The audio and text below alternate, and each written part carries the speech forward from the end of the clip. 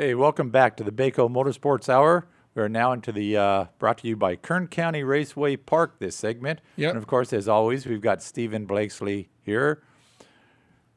Stephen, pretty wild action out there last week. Yeah, we were pretty pleased. We had a great turnout of cars, probably some of our best fields this year, and that'll be reflected in the highlights. There was a lot of activity out there. First, we'll take a little look ahead. You don't race for 2 weeks. In 2 weeks, Saturday, August 23rd, you're going to have the Wheeling Engineering Night NASCO Citgo Lubricant Late Model Twin 35s. They're back after be about a 3-week break for them. Yeah, right? They raced at the end of July, so it's been a couple weeks, and then we get the spec mods back, and that class, has been growing. The mini stocks, the junior and senior mini dwarfs, and the return of Saturday Night Supermoto to Bakersfield. So you get 8 main events on the 23rd. Right, and kind of the Supermoto, they kind of ran several years ago when Mason Marin was running. They kind of did it in between. No real jumps, but they used at Mesa Marin you had some infield around the turns, some dirt. So they used the asphalt down the front stretch. They go into turn 1 and 2, I think, make a quick hard turn through the dirt, go through the dirt, come through the infield, come through the dirt at 3 and 4, and come back up on the track. A little different for you guys. It's going to be over some jumps and stuff. Well, they're going to be flying down the whole length of the front straightaway of the half mile. So they'll be over 100 miles per hour. And in fact, they kept moving the turn and moving the cones to try to make sure they could get to that sweet 100-mile-an-hour spot. And then they're going to wrap around through the quarter mile and do a couple back and forth switchbacks with some metal ramps, and then come back on in turn 4 of the half mile. And the Open Pro main event will be a 12-lap main. And then you'll have an 8-lap main event for the amateurs. There will also be a pair of 4-lap heat races right after qualifying. So you want to come early, see qualifying, see the heats, the autographs. It's going to make for a really long night of entertainment. Yeah, should be a little something different out there, which is always new and fun. Yep. Get into last week's action and familiar side here. David Mayhew in Victory Circle. Yeah, it was a hotly contested race, and we'll take a look at those highlights in just a moment so we can go into that. Maybe we can go into that if Chris has the highlights here. So. Oh, here we go. All right, we'll do it now. All right, so like we said, it was a very, very, very busy night. We start out with the 911 series. Usually we run them kind of later in the night, but we put them right at the beginning to get their race in the books, 15-lapper. Shafter PD has kind of dominated things this year, but it goes a little differently this go-around. We did have an accident in this race. I want to say it was Taft PD that hit the wall as their shafter getting kind of sideways. And Bakersfield Police and Alex Patino gets the victory, and BPD is now the points leader. Well, so there you go. That's probably some trash talk between the departments. Yeah, Shafter versus Bakersfield. INEX Legends cars, Lewis's favorite class, but Lewis isn't here, so who cares? As they're battling it out. And this was a great race, as always. Whenever Ryan Vargas joins us from Southern California, he kind of inserts himself in the race, and that always adds to the excitement level. And there he is in the lead, and Tyler Bannister duking it out with him. Very nice crossover move by Ryan Vargas right there. I mean, that's about as good as it gets.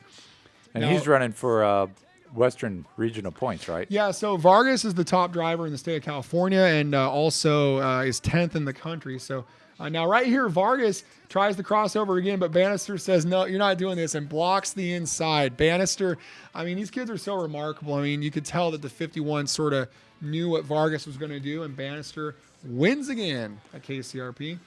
We had 9 super stocks. This class is really taking off. I mean, for you, Mike, what do you think of this class? I think it's a good mixture of the new style cars and, of course, the old style cars, which may be going out the window. But right now, it's fun. You can see Perrin Kuster there in the 1, really old Mason Marin steel-bodied car holding his own early in the race.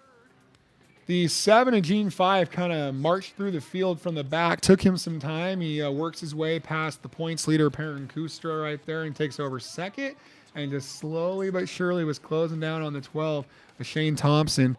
And that was a great race. Now, Thompson crossed the line first, but was disqualified in post-race for an illegal carburetor. So Fife getting the second consecutive win. Thunder Roadsters. These cars are so cool. They're very nostalgic. They're like the Legends cars, but they kind of have the look of the old school Indy cars, old school Silver Crown cars, if you will. We had drivers from as far away as Eureka and Las Vegas out there. 14 cars were on hand. And there's Ian Anderson, the winner from last year's Thunder Roadster race, taking the lead out of Las Vegas, with McKinleyville's Paul Peoples Jr. right there in second. Trouble right here in the Mancuso. One of the Mancusos spins, and he collects the other one. Right. So that's kind of bad Up luck. front, this was a good race all night with Peoples just trying. He could stay with him, but couldn't find a way around, and ended up just short in like a 12-hour tow from up there on the basically the Oregon border. But it's good to see him and another driver come down and support the racing. Yeah, so you see how close that was. It was a really good finish. Legends Cars. This was for a trip to the Nationals in Las Vegas to try to stamp your ticket. The battle really was the 5 of Fine and the 15 of Weaver for the Young Lion National until then, when Fine got tangled up with Eric Olson. It bent the exhaust on Fine's car. He was breathing exhaust, and they kind of had to park him. As they continue the battling up front, the 15, Brandon Weaver, our points leader, he wins the race, and he makes his way to the Nationals in the Young Lions. The Mangini brothers also qualified, and Eric Olson also qualified. Race of the night, I think, Mike. I think so. Pro late models. And Dallas Montez had been chomping at the bit to try to get himself into victory lane and knock off David Mayhew, and they put on a show that brought the house down. David Mayhew in a Southwest Tour car, Dallas Montez in a super late model. Montez's car is wider. Mayhew's car has a lot more horsepower, and you can kind of see that Montez kind of beats him into the corner. There's the chainsaw spinning to bring out the only yellow flag of the race, or the first yellow flag of the race, I should say.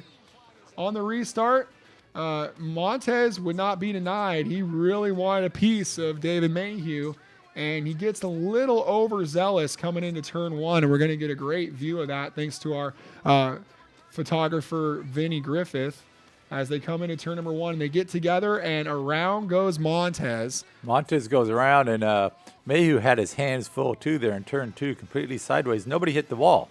Until now, on this restart, Montez, very hard contact with the inside wall, trying to make his way back through the field. You can kind of see that car is very, very worse for wear. It looks like even the center section was bent on that car. So on the restart, the chainsaw, Johnny White, remember he spun. Well, he still had enough gusto to try to go after his teammate. And again, that's a super late model versus a tour car. And it was identically prepared with the steak and grape, MMI, Steve Portengay on the wrenches. And Mayhew manages to fight off his teammate in a very entertaining race. Yep, as we said, there's the results. Well, And no. those are not. Those the right are old results. Let's see what else you got. Oh, yeah. Anyway, we know Mayhew won. So that's the late models a couple weeks ago. There we go, super stocks. Yeah. And Gene 5 getting the win. Austin Manzella in the Sign Factory car, his first ever payment start. He ran second. And a good run for him. And Perrin Kustra, of course, third. So showing that the old-style cars are competitive. The INEX Thunder Roadsters, Ian Anderson, Paul Peoples Jr., Robbie Nelson. They had a Vegas car, 2 Eureka cars, another Vegas car, and then a Fontana car. So they were from all over in the top 5. And there's Brandon Weaver getting the trophy, getting the kiss from the trophy girl, extends the points lead, and he just won an SR2 race. Yeah, he's been leading the points in the SR2s, and they come back in a couple of weeks. Right. So Brandon's getting a education in racing at 15 years old, trying a lot of different stuff, and I hear he might be moving to late models next year. That's the plan. And here we go. Familiar name again. Tyler Bannister. You could just put that name number one every week. You don't have to change I think his so. side. Vargas tries. It's been entertaining. When Vargas comes up, but Tyler's there and he runs well. And then you had the 911 Racing Series, which we had was Alex Patino. Yep, Bakersfield Police. And then next week, you're not racing? No, we're having a drive-in movie. Drive-ins are back to Bakersfield, and it's going to be an awesome experience. The Talladega Nights will be playing on a 30-foot screen, and we're going to have it elevated by about 10 feet off the ground, and it's only $20 a car load. So we want to encourage you guys to come out. We start opening the gates at 7. There will be giveaways, trivia. Kevin Charette from Channel 17 will be the MC for all that.